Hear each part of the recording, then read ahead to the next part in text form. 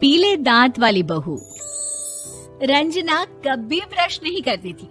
उसे कितनी बार उसके माँ बाप ने डांटा, लेकिन उसका कोई असर उस पर होता ही नहीं था, जिस कारण से उसके दांत पीले पीले हो जाते हैं। शादी के बाद। अरे बहू, वैसे तो तुझ में कोई कमी नहीं है, पर तेरे दांत इतने पीले कैसे हैं बेटा? कैसे मतलब? कोई सर्जरी थोड़ी ना कराइए। वो तो क्या है ना, मैं ब्रश नहीं करती थी तो पीले हो गए। अब क्या करूं? आप कहें तो लाल करवा लूं या फिर काले? यार ये क्या है, क्यों माँ से लड़ रही हो? लड़ रही हूँ? अरे मैं लड़ रही हूँ या ये बोल रही है कि दांत पीले हैं, पीले। अरे तपस्या थोड़ी ना की है इन्हें पीले करने के लिए। बकायदा ब्रश नहीं किया है 20 साल तक, तब जाकर। छी, कैसी बात कर रही हो? ये उस वक्त तो पीले नहीं थे जब हम लोग तुम्हें देखने आए थे। अरे तब साफ करवा लिया होगा डेंटिस्ट के पास जाकर। अब देखो कैसे पीले पीले लग रहे हैं। रंजना सास की तरफ गुस्से से देखती है। फिर शुरू हो गई पीले पीले पीले। अरे पीले तो तब भी थे जब मेरे हाथ का रसगुल्ला उड़ा उड़ा कर खा रही थी और बोल रही थी, लड़की नहीं गुणों का खजाना दे रहे भाई साहब आप। अब वो लोग करते भी तो क्या करते, पीले दांत वाली बहू पल्ले पड़ी थी तो झेलना तो था ही। एक दिन कीर्तन में रंजना गाना गा रही थी। अरे कमला बहन, माँ का द्वार है, यहाँ तो सब शुद्ध होकर आते हैं, फिर अपनी बहू को ब्रश भी नहीं करवाती तुम। दूर से पीले पीले दांत भक्ति में बाधा उत्पन्न कर रहे हैं। अरे कोई 2 साल के बच्ची थोड़ी ना लेकर आई हूँ मैं बहू बनाकर। अच्छी खासी लड़की है, अरे कैसे करवाऊं ब्रश? ये तो उसे खुद करना चाहिए ना। अब माँ बाप तो इसके जैसे तैसे निपटा दिए, ये नहीं सोचा कि सास कैसे संभालेगी। सास बहू को लेकर घर आ जाती है, लेकिन सोच लेती है कि अब इसे लेकर कहीं नहीं जाएगी। अगले रोज बहू कहती है, अरे क्या हो गया, मंदिर नहीं जाना क्या? कीर्तन का वक्त हो रहा है। मेरी मधुर वाणी से कान्हा जी जागते हैं और सोते हैं। आप तो जानती है ना उनकी भक्ति में कितना मन लगता है मेरा। वो क्या है ना, तबीयत ठीक नहीं लग रही है मेरी, आराम करूंगी मैं। तबीयत ठीक नहीं लग रही? अभी तो मिथुन के गाने पर नाच रही थी आप, और अब बोल रही है कि तबीयत ठीक नहीं लग रही। अरे भक्ति में मन लगा लो सासू माँ, ऊपर जाना है, क्या मुंह दिखाओगी आप? हाँ? सास को बहू की बात पर गुस्सा आ जाता है। मैं क्या मुंह दिखाऊंगी, इसकी चिंता तो ना कर, समझी? अपने मुंह की चिंता कर, जो ये पीले पीले दांत लेकर हर जगह पहुंच जाती है। पता है लोग कितना मजाक बनाते हैं। ना जी ना, मैं नहीं जाना कहीं तेरे साथ। तो ये बात है, कोई ना, मत जाओ, मैं अपने कमरे में ही बैठकर भक्ति कर लूंगी। ऊपर वाला दांत थोड़ी ना देखता है, मन देखता है, भावना देखता है। और अरे बस बस, तू सब कुछ दिखा, बस ये सफेद चमकदार दांत ना दिखाना किसी को, है?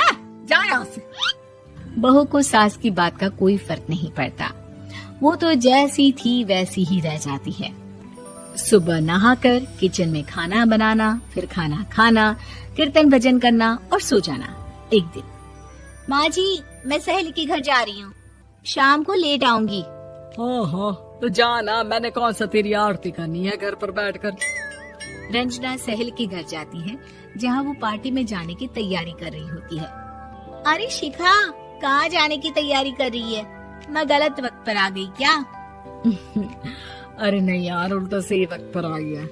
मैंने ये साड़ी और ज्वेलरी निकाली है यार, शाम को इनके ऑफिस की एक पार्टी में जाना है। बताना कैसा लग रहा है ये सब? नहीं यार, इस ड्रेस के साथ तो वो वाली ज्वेलरी अच्छी लगेगी। हाँ, सही बोल रही है, मैंने ध्यान ही नहीं दिया। वैसे तो हमेशा से मस्त फैशन सेंस रखती है। तो बड़ा जाती होगी ना पति के साथ पार्टी में। रंजना कुछ नहीं बोलती, बस सोचती है कि यार काश ये बात सही हो जाती, पर मैं क्यों नहीं जाती पार्टी में? क्या इन लोगों की कोई पार्टी होती नहीं होगी? रंजना घर आती है और रात में पति से सवाल करती है, एक बात बताइए, आप मुझे किसी पार्टी में क्यों नहीं ले जाते?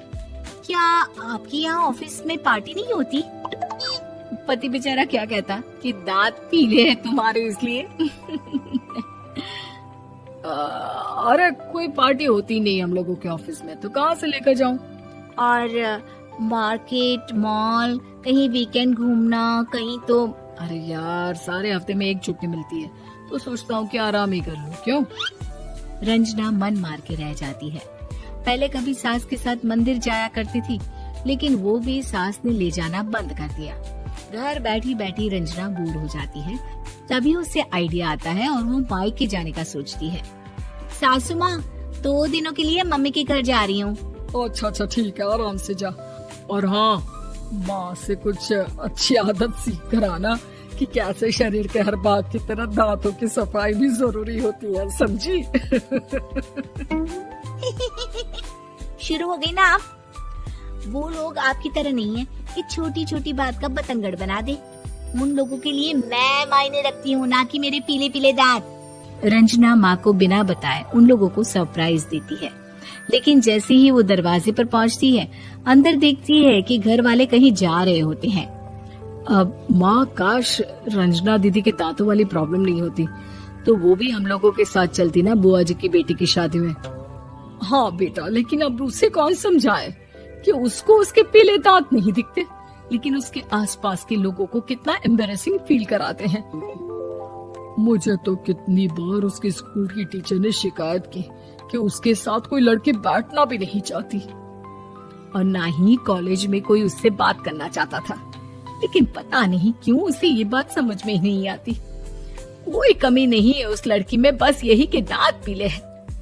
वो तो भला हो जीजा जी और उनकी माँ का, जो दीदी को जैसी है वैसे ही रखा हुआ है। रंजना को अपने घर वालों की बात सुनकर बहुत दुख होता है। वो सोचती है कि वो क्या करे, लेकिन फिर वो सीधा डेंटिस्ट के पास जाती है, अपने दांत चमकाती है और कसम खाती है कि वो रोज ब्रश करेगी। अरे क्या हो गया? तुम तो 2 दिनों के लिए गई थी ना, पर कोई ना, अच्छा है, चलो आ गई तो। रंजना सास के सामने आकर खड़ी हो जाती है और पूरी स्माइल करती है, उसके चमकदार दांतों को दिखाती हुई। चले मंदिर। माँ, मुझे माफ कर दीजिए, मैंने आप लोगों को बहुत एम्बैरेसिंग फील करवाया। मैं आज से रोज ब्रश करूंगी।